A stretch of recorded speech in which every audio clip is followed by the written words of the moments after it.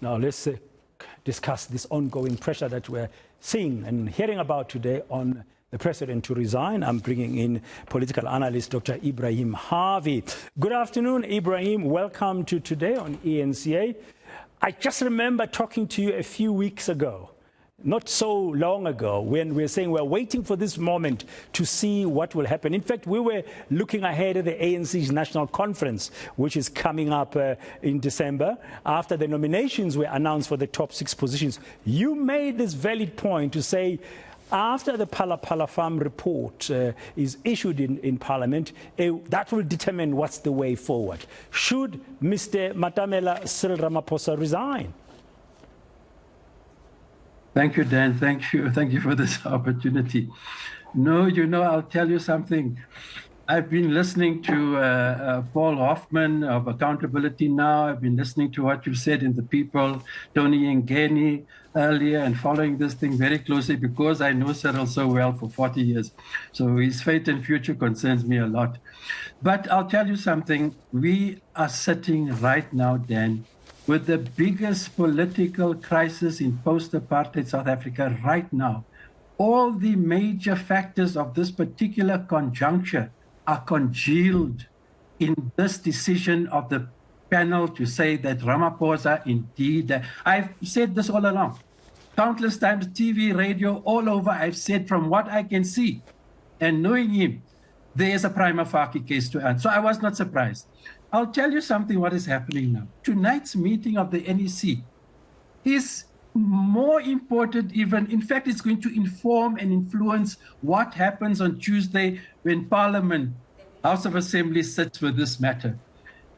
Tonight's NEC is the most critical place where this thing, and if you see what Tony Ngeni said this morning, there could be blood on the floor in that NEC.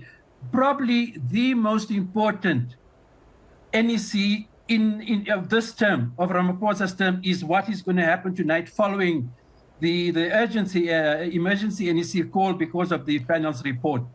But then it's very complicated thing. It's very complicated. You can hear the people who are in authority, diverse fields who are speaking to this issue. But remember, this thing is now, we have to see what the NEC decides. But if the parliamentary process goes on Tuesday, from my understanding, for an impeachment, you need 2/3 of the National Assembly. The ANC is sitting with 230 members at the moment. You would need 266 members, from my understanding, to pass a motion of a successful impeachment of a president.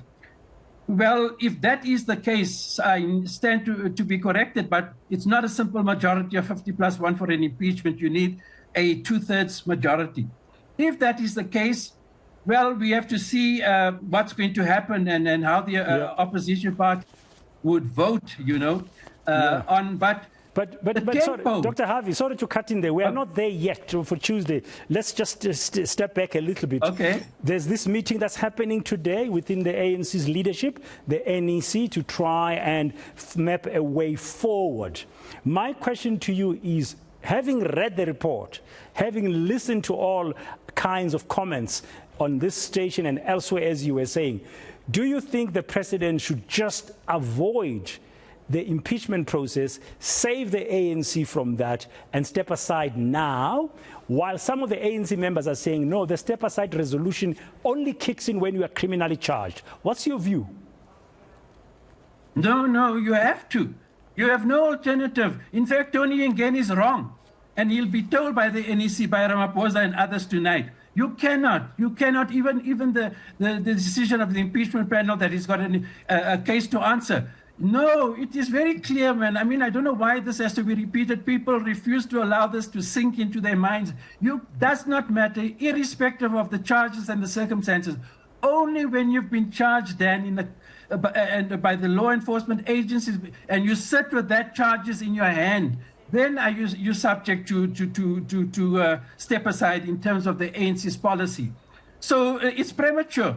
Obviously, there are factions, Dan. So you see what some people are calling for, design and so on. And in that NEC lies a factionless battle, Dan, that you're going to see tonight raging people, Sisulu, a lot of number of people who feel aggrieved by Ramaphosa are going to call for his neck tonight. They too will be wrong because he cannot step aside. He should not, in fact, step aside as far as I'm concerned. He should not resign. And you'll ask me why, Dan. There are huge things at stake here. Let me tell you.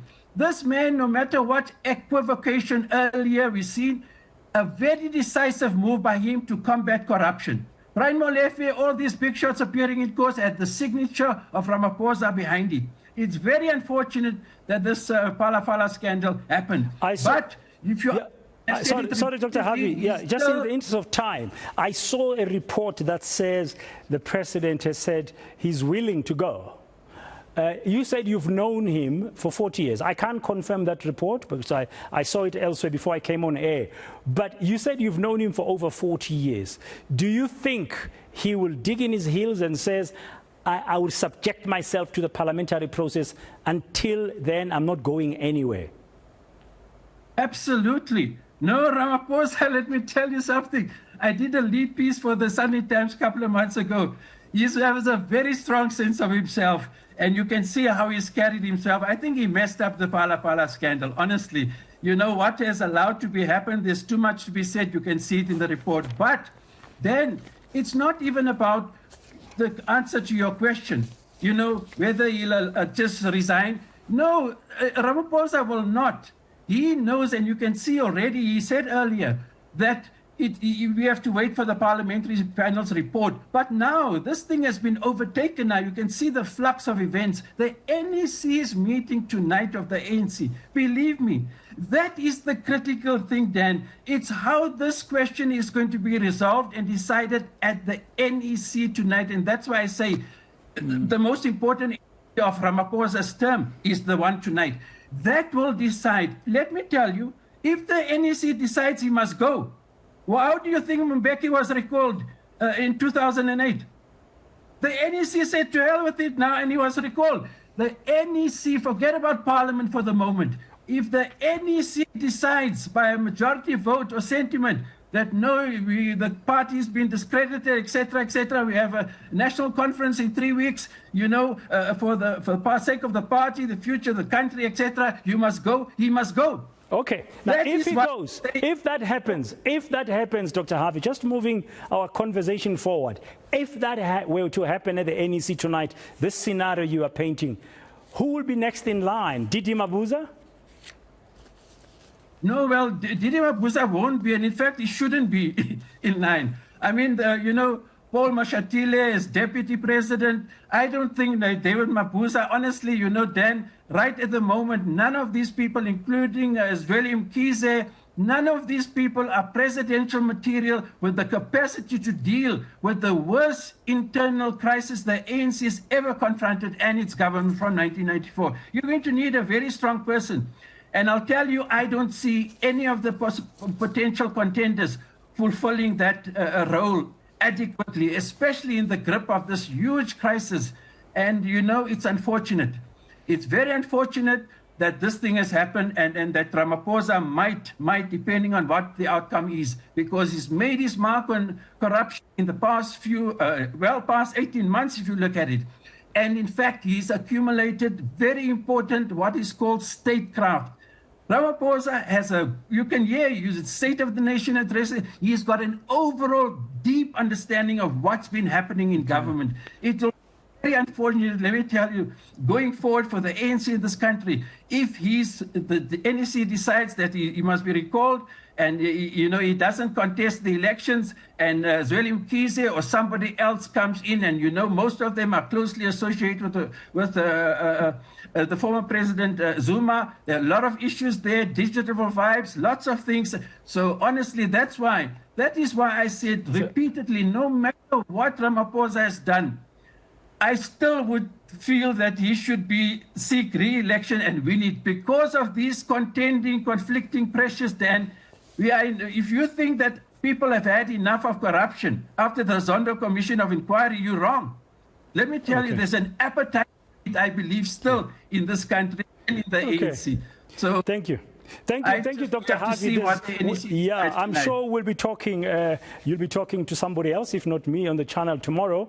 Let's wait for this NEC meeting to see what it decides. Thank you for your time and insights this hour here on Today. That's political analyst Dr. Ebrahim Harvey.